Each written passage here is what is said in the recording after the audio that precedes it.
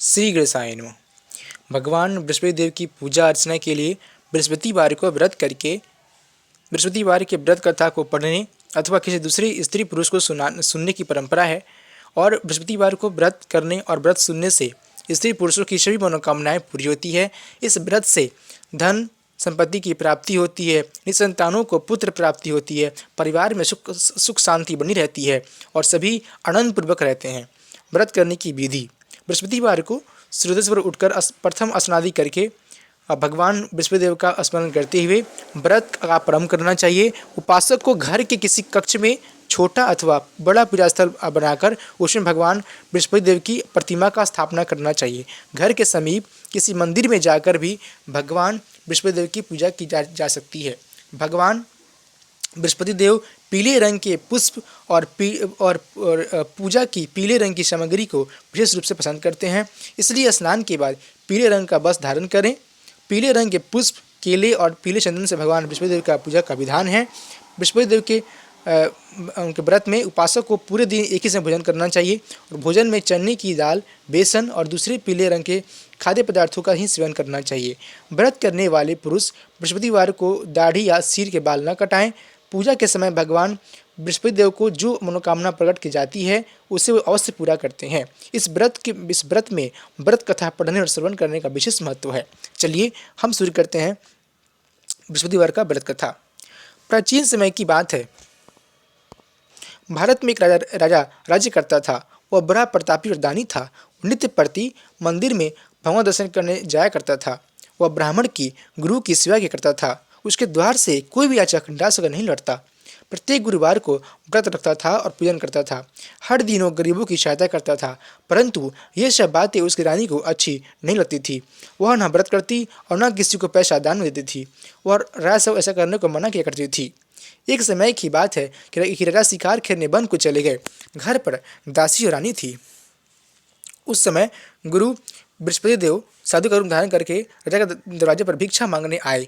साधु ने रानी से भिक्षा मांगी तो वह कहने लगी, हे साधु महाराज, मैं इस दान पुण्य से तंग आ गई हूँ। अतः इस कार्य के लिए तो मेरे पतिदेव बहुत हैं। अतः आप अब ऐसा कृपा करें जिससे सारा धन नष्ट हो जाए और मैं आराम से रह सकूँ। तो साधु रूपी बृहस्पति देव ने कहा कि हे देवी, तुम बड़े विचित्र हो। संतान और धन से कोई दुख नहीं होता है, इसको सभी चाहते हैं। पापी पुत्र धन की इच्छा करता है। अगर तुम्हारे पास धन अधिक है तो भूखे मनुष्यों को भोजन कराओ, प्याऊ लगवाओ, ब्राह्मणों को दान दो, धर्मशालाएं बनवाओ, कुआं तालाब बावड़ी बाग बगीचे का निर्माण कराओ, निर्धन कुमारी का विवाह कराओ, साथ ही यज्ञ आदि करो। इस प्रकार के कर्मों से तुम्हारे कुल का और आपका नाम सब पलों में सार्थक होगा और स्वर्ग की प्राप्ति होगी। परंतु रानी साधु की इन बातों से खुश नहीं हुई। उसने कहा कि हे साधु महाराज, मुझे ऐसे धन की कोई आवश्यकता नहीं जिसको मैं किसी अन्य लोग को दान में दूं तथा जिसको रखने संभालने में मेरा सारा समय नष्ट हो जाए। साधु ने कहा कि हे देवी, यदि तुम्हारी ऐसी इच्छा है तो जैसा मैं तुम्हें बताता हूँ तुम ऐसा ही करना। गुरुवार का दिन घर को गोबर से लिपना, केसों को पीली मिट्टी से धोना, केसों को धोते वक्त स्नान करना, राजा से कहना कि वो हजामत करवाए, भोजन में मांस मंजरा खाना, कपड़ा धोबी क्या धुलने देना। इस प्रकार से जो है 7 बृहस्पतिवार करने से तुम्हारा सारा धन नष्ट हो जाएगा। यह कहकर साधु महाराज वहाँ से अंतर्ध्यान हो गए। रानी ने साधु के कहने के अनुसार 7 बृहस्पतिवार तक ऐसा ही करने का विचार किया। साधु के बताए अनुसार कार्य करते हुए केवल 3 बृहस्पतिवार ही बीते थे कि उसकी समस्त धन संपत्ति नष्ट हो गई। भोजन के लिए दोनों समय परिवार तरसने लगा तथा संसारी भोगों से दुखी रहने लगा। तब और वह राजा रानी से कहने लगा कि हे रानी, तुम यहाँ पर रहो, मैं दूसरे देश को जाता हूँ, क्योंकि यहाँ पर मुझे सभी मनुष्य जानते हैं, इसलिए मैं ऐसा कोई काम नहीं कर सकता। अब मैं प्रदेश जा रहा हूँ, वहाँ कोई काम नहीं करूँगा, शायद हमारे भाग्य बदल जाए। ऐसा कहकर राजा प्रदेश चला गया। वह वहाँ से जंगल से लकड़ी काट कर लाता और शहर में बेचता। इस तरह से जीवन व्यतीत करने लगा। इधर राजा के बिना रानी और दासियाँ दुखी रहने लगी। किसी दिन भोजन मिलता तो किसी दिन जल पीकर ही रह जाती। एक समय रानी और दासियों को 7 दिन बिना भोजन के व्यतीत करना पड़ा। तो रानी ने अपनी दासी से कहा कि हे दासी, यहाँ पास के ही नगर में मेरी बहन रहती है, वह बड़ी धनवान है, तो उनके पास जा और वहाँ से 5 सिर बेसर मांग के ले आ, जिससे कुछ समय के लिए गुजर हो जाएगा। दासी रानी की बहन के पास गई। रानी की बहन उस समय पूजा कर रही थी। बृहस्पतिवार का दिन था। दासी ने रानी की बहन से कहा कि हे रानी, मुझे आपकी बहन ने भेजा है, मुझे 5 सिर बिछड़ दे दो। दासी ने ये बात अनेक बार कही, परंतु उसकी रानी की बहन ने कोई उत्तर नहीं दिया, क्योंकि वह उस समय बृहस्पतिवार का कथा सुन रही थी।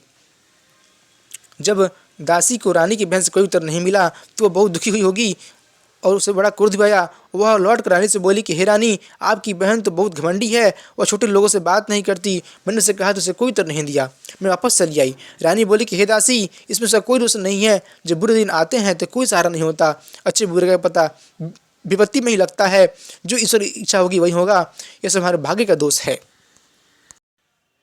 उधर रानी की बहन ने सोचा कि मेरी बहन की दासी आई थी, परंतु मैं उसे नहीं बोली, इसलिए वह बहुत दुखी हुई होगी।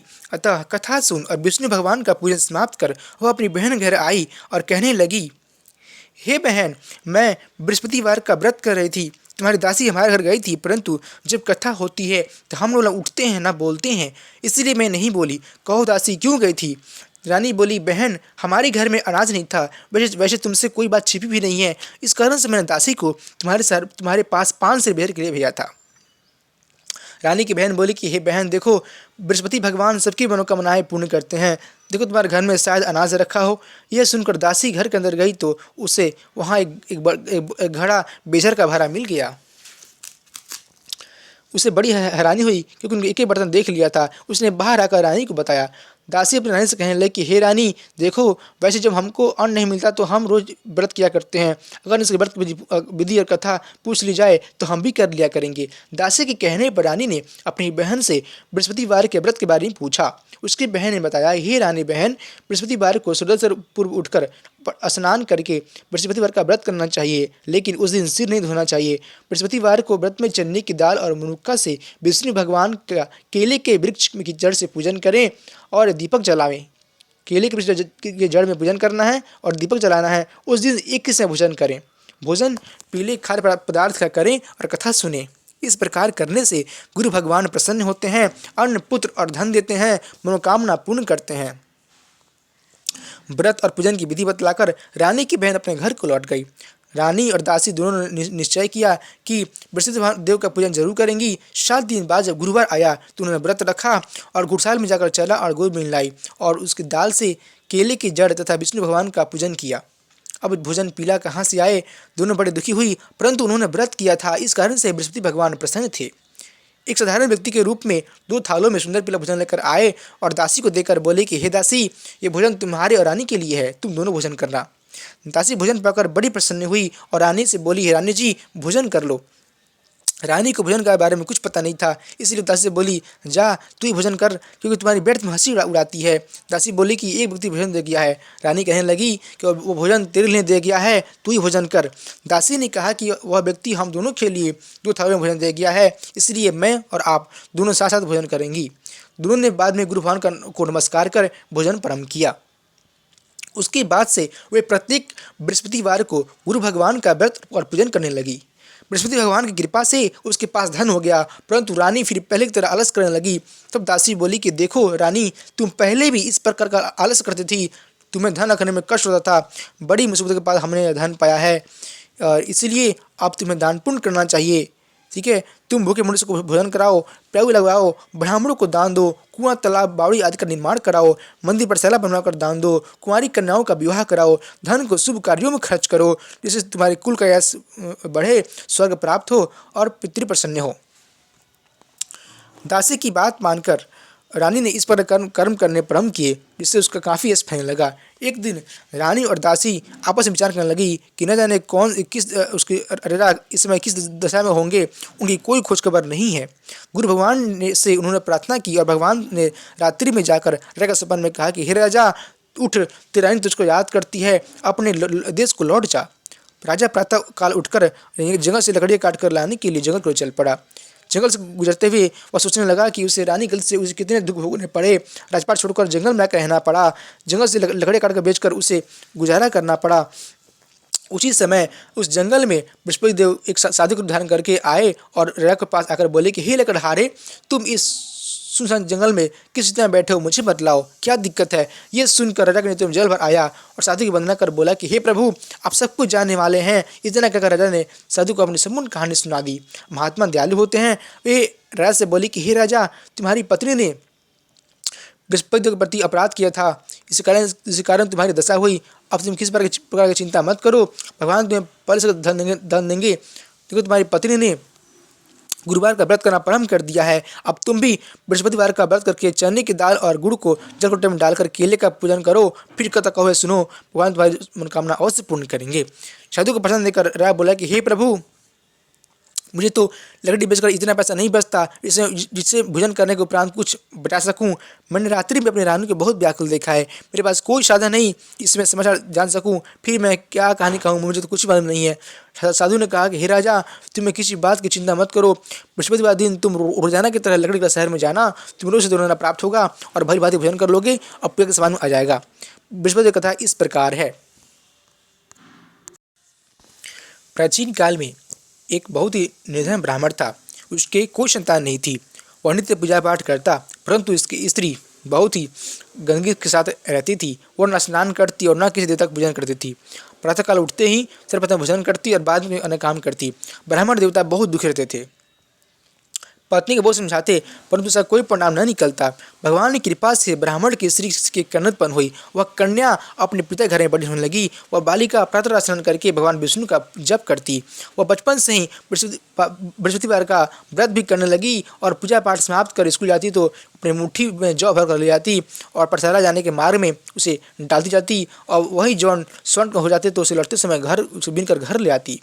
एक दिन वह बालिका सूप में उन सोने के जौ को फटककर साफ कर थी तो उसकी माँ ने देख लिया और कहा कि हे बेटी, सोने को जौ को फटकने के लिए सोने का सूप होना चाहिए। दूसरे दिन गुरुवार था। इस कन्या ने व्रत रखा और बृहस्पति से प्रार्थना करके कहा कि हे प्रभु, यदि मैंने सच्चे मन से आपकी पूजा की हो तो मुझे सोने का सूप दे दो।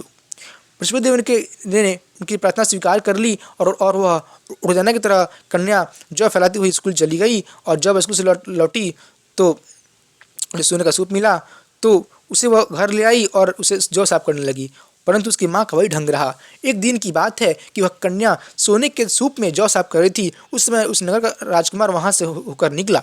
इस कन्या के रूप और सोने के सूप में जौ साफ करते देखकर उस कन्या पर मोहित हो गया और राजमहल लाकर वह भोजन और जल त्याग कर उस दास को लेट गया।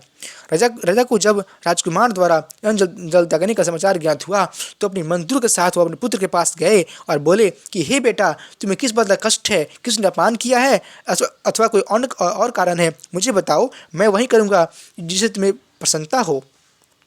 राजकुमार ने अपने पिता की बातें सुनी और बोला कि मुझे आपकी कृपा से किसी बात का दुख नहीं है। किसी ने मेरा अपमान नहीं किया है, परंतु मैं उस लड़की के साथ विवाह करना चाहता हूँ जो सोने के सूप में जौ साफ करी थी। यह सुन राजा आश्चर्य में पड़ गया और बोला कि हे बेटा, इस तरह की कन्या का पता तुम ही लगाओ, मैं उसके साथ तुम्हारा विवाह अवश्य करवा दूंगा। राजकुमार ने राजा को उस लड़की घर का पता बतलाया और मंत्री उस लड़की घर गया और राजा का आदेश ब्राह्मण को सुनाया और कुछ दिन बाद ब्राह्मण की कन्या का विवाह राजकुमार के साथ संपन्न हो गया। कन्या के घर से जाते ही उस ब्राह्मण देवता के घर में पहले की भांति गरीबी का निवास हो गया। अब भोजन के लिए अन्न बड़े मुश्किल से मिलता था। एक दिन दुखी होकर ब्राह्मण अपनी पुत्री से मिलने गया। बेटी ने पिता की दुखी अवस्था को देखा और अपनी माँ का समाचार पूछा। ब्राह्मण ने सभी हाल कहा। कन्या ने बहुत सारा धन देकर अपने पिता को विदा कर दिया। इस तरह ब्राह्मण का कुछ समय सुखपूर्वक तो बीत गया, लेकिन कुछ दिन बाद फिर वही हाल हो गया। तो ब्राह्मण फिर अपनी कन्या के यहाँ आया और सभी हाल कहा। तो पुत्री बोली कि हे पिताजी, आप माताजी को यहाँ लिया आओ, मैं उन्हें विधि बतला दूंगी, इससे गरीबी दूर हो जाएगा। ब्राह्मण देवता अपनी स्त्री को साथ लेकर अपनी पुत्री के पास राजमहल पहुँचे तो पुत्री अपनी माँ को समझाने लगी, हे माँ, तुम प्रातः काल उठकर प्रथम स्नानादि करके विष्णु भगवान का पूजन जरूर करना, जिससे तुम्हारी सारी दरिद्रता दूर हो जाएगी। परंतु उसकी माँ ने उसकी एक भी बात नहीं मानी और प्रातःकाल उठकर अपनी पुत्री का बचा जूठन खा लेती थी। एक दिन उसकी पुत्री को बहुत गुस्सा आया। उसने एक रात का एक कोठरी सारा सामान निकाल दिया और अपनी माँ को उसमें बंद कर दिया। प्रातः उसमें से उससे निकाला और स्नान करा के पूजा पाठ कराया तो उसकी बुद्धि ठीक हो गई। इसके बाद वह नियम से पूजा पाठ करती और प्रत्येक गुरुवार को व्रत रखने लगी। इस व्रत के प्रभाव से उसकी माँ भी बहुत धनवान हो गई और बृहस्पति देवता के प्रभाव से स्वर्ग को गई और ब्राह्मण भी सुखपूर्वक इस लोक को सुख भोग कर स्वर्ग को प्राप्त हुआ। और इस तरह से कहानी कहकर सारे वहाँ से लोप हो गए। धीरे धीरे समय व्यतीत होने पर फिर से गुरुवार आया तो राजा जंगल से लकड़ी कर लाकर के शहर में बेचने गया। उसे उस दिन और से अधिक धन मिला तो राजा ने चना गुण आदि लाकर बृहस्पतिवार का व्रत किया। उस दिन से उसके सभी क्लेश दूर हो गए। परंतु जब अगला गुरुवार आया तो उन्होंने बृहस्पतिवार का व्रत करना भूल गया। इस कारण से बृहस्पति देव उस पर नाराज हो गए और उस दिन उस नगर के राजा ने विशाल यज्ञ का आयोजन किया और मैं समस्त राज्य में घोषणा करवा दी कि कोई मनुष्य अपने घर में भोजन न बनाए और नहीं आग जलाए। समस्त लोग मेरे यहाँ भोजन करने आवे। जो इस आज्ञा को न मानेगा उसको फांसी की सजा दी जाएगी। राजा की आज्ञा अनुसार राज्य के सभी वासी राजा के भोज में सम्मिलित हुए, लेकिन लकड़हारा कुछ देर से पहुंचा तो इसलिए राजा उसको साथ अपने साथ महल में ले गए। जब राजा लकड़हारे को भोजन कर रहे थे तो रानी की दृष्टि उस खुटी पे पड़ी जिस पर उसका हार लटका हुआ था। उसे हार खूंटी पर लटका दिखाई नहीं दिया तो रानी को निश्चय हो गया कि ये मेरा हार इस लकड़हारे ने चुरा लिया है। उसी समय सैनिक बुलवाकर उसको जेल में डलवा दिया। जब लकड़हारा जेल खाने में गया तो बहुत दुखी होकर विचार करने लगा कि न जाने कौन से पूर्व जन्म के कर्म से मुझे दुख प्राप्त हुआ है। उसी समय उसी साधु को याद करने लगा जो उसे जंगल में मिला था। तत्काल बृहस्पति देव साधु के रूप में उसके वहाँ प्रकट हो गए और उसकी दशा को देखकर कहने लगे कि अरे मूर्ख, तूने बृहस्पति देवता की कथा नहीं की जिससे तुम्हें यह दुख प्राप्त हुआ है। अब चिंता मत करो। बृहस्पतिवार के दिन तुम्हें जेलखाने के दरवाजे पर 4 पैसे पड़े मिलेंगे, उनसे तुम गुरुवार को भोजन करना तो सारे कष्ट दूर हो जाएगा।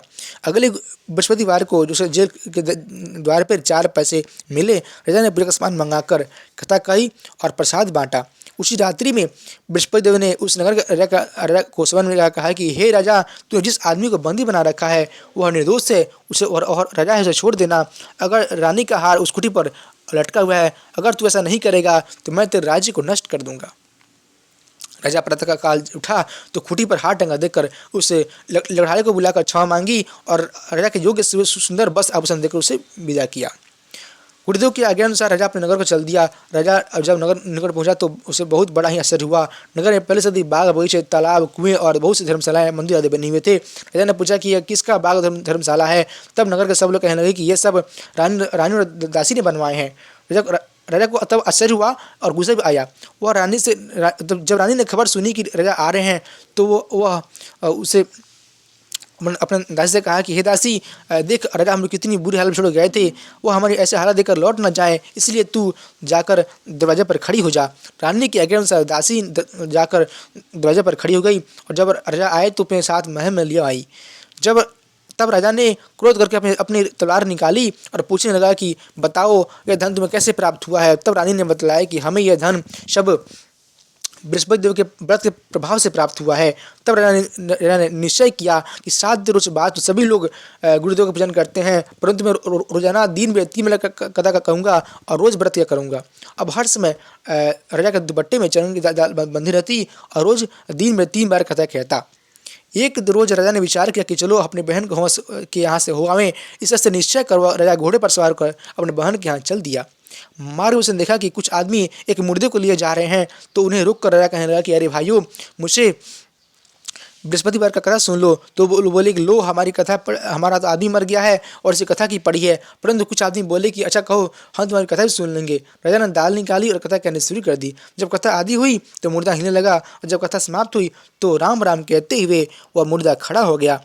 राजा आगे बढ़ा, जैसे चलते चलते शाम हो गई। आगे मार्ग में एक किसान खेत में हल चलाता मिला। राजा उससे बोला कि अरे भैया, मुझसे तुम बृहस्पतिवार का कथा सुन लो। तो किसान बोला कि जब तक मैं तो ये कथा सुनूंगा तब तक 4 हरिया जोत लूँगा। राजा आपने कथा किसी और को सुनाना। राजा आगे चलने लगा। राजा के हटते ही बैल पछाड़ खाकर गिर गए और किसान के पेट का दर्द भी बहुत जोर से होने लगा। उस समय किसान की पत्नी रोटी लेकर आई। उसने जब देखा तो अपने पुत्र से सवाल पूछा तो बेटे ने सभी हाल बता दिया। तो बुढ़िया दौड़ी दौड़ी उस घुड़सवार के पास गई और उससे बोली कि मैं तो कथा सुनूंगी, तू अपनी कथा मेरे खेत पर चलकर कहना। राजा ने लौटकर बुढ़िया के खेत पर जाकर कथा कही। इसको सुनते ही बैल भी खड़े हो गए और किसान का पेट का दर्द भी बंद हो गया। राजा अपनी बहन के घर पहुंचा तो बहन ने भाई खूब मेहमानी की और दूसरे रोज राजा जगा तो देखा कि सब लोग भोजन कर रहे हैं। राजा ने अपनी बहन से पूछा कि बहन, ऐसा कोई मनुष्य है जिसने भोजन नहीं किया हो, जो मेरी बृहस्पतिवार की कथा सुन सके। तो बहन बोली कि हे भैया, यदि ऐसा है कि यहाँ पे सबसे पहले लोग भोजन करते हैं, बाद में कोई अन्य काम करते हैं। अगर कोई पड़ोस में हो तो देख आती हूँ। ऐसा कहकर बहन देखने चली गई, परंतु उसे ऐसा कोई व्यक्ति नहीं मिला जिसने भोजन नहीं किया हो। फिर वही कुम्हार गई जिसका लड़का बीमार था। उसने मालूम हुआ कि उसके यहाँ से 3 दिन से किसी ने भोजन नहीं किया है। रानी ने अपने भाई से कथा सुनने के लिए कुम्हार से कहा तो वो तैयार हो गया। अब राजा ने जाकर बृहस्पति बार कथा कही, इसको सुनकर उसका लड़का ठीक हो गया।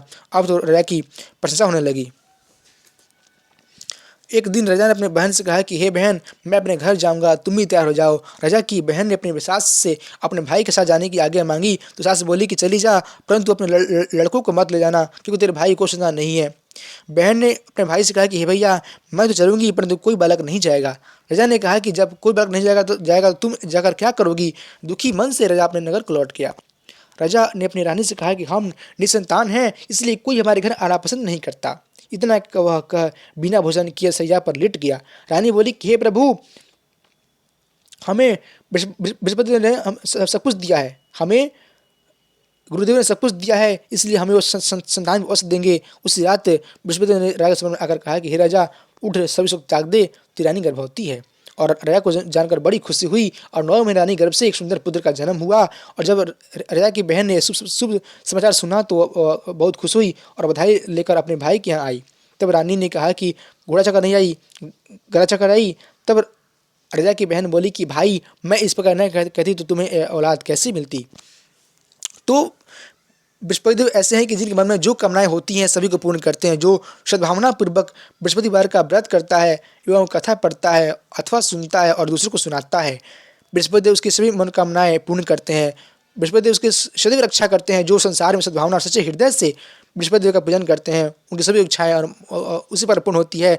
जैसे रानी और राजा ने बृहस्पति देव का कथा गुणगान किया और उनकी सभी इच्छाएं बृहस्पति देव ने पूर्ण की। मनुष्य को हृदय से मनन करते हुए उनका जयकार करना चाहिए। बृहस्पति भगवान की जय, बोलिए माँ लक्ष्मी की जय। जय जय श्री सीताराम।